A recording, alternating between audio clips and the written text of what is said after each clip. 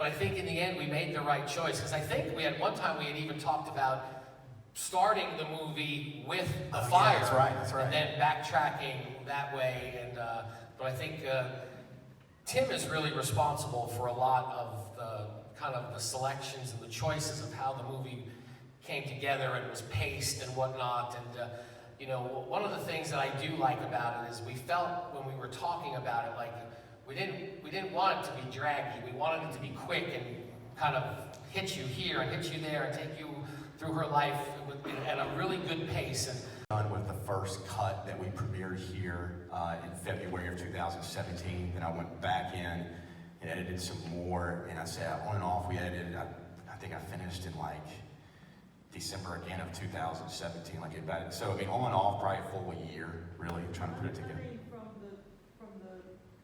Oh, the whole thing? We started the fall of 2013. We were done in like late 2017, early 2018. Long. Oh, it was labor of love. Yeah. It's the song you hear at the end. It's on the trailer. It's an amazing song.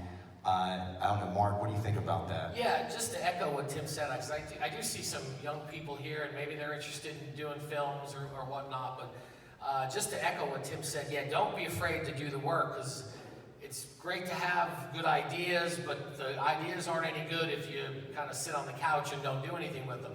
Put the time in, research, you know, go after it, get after it, because it's attainable if you choose to do that. And yeah, Ben Lewis's song is great. All the music for the film actually is done by Natchez locals.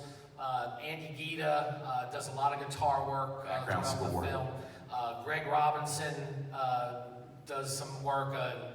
William Ross plays some violin. You hear him playing House of the Rising Sun at one point in it. And then, of course, Ben Lewis from the band Bishop Gunn, who's had great success here. A bunch of Natchez guys as well. And his song's fabulous. So the music's really good. And before we get to questions, I just want to go ahead and answer one that I'm sure that will be asked. We are always open to suggestions, but we are trying to get this distributed, to be streamed, DVDs possibly, but there are a lot of things that go into that with sales agents and everything. So that's kind of where we are right now. But any questions from the audience? What's going on? And so I said, dude, we got to the New Orleans Film Festival, and I think both of us probably said some choice words and, you know, excitement, and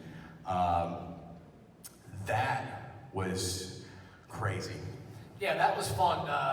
Both my brothers flew down from New Jersey for that event, and we were in a theater. As to this, very responsible for the success of this film, because like I said, we worked on a low budget. The sound was not great. We had to get what we could get when we could get it. Jeff Reed, who's done a lot of films, who's professionally sound mixed a lot of films, came in. I mean, what do you think? No, we wouldn't have got into these festivals had he not decided to take an interest in the project.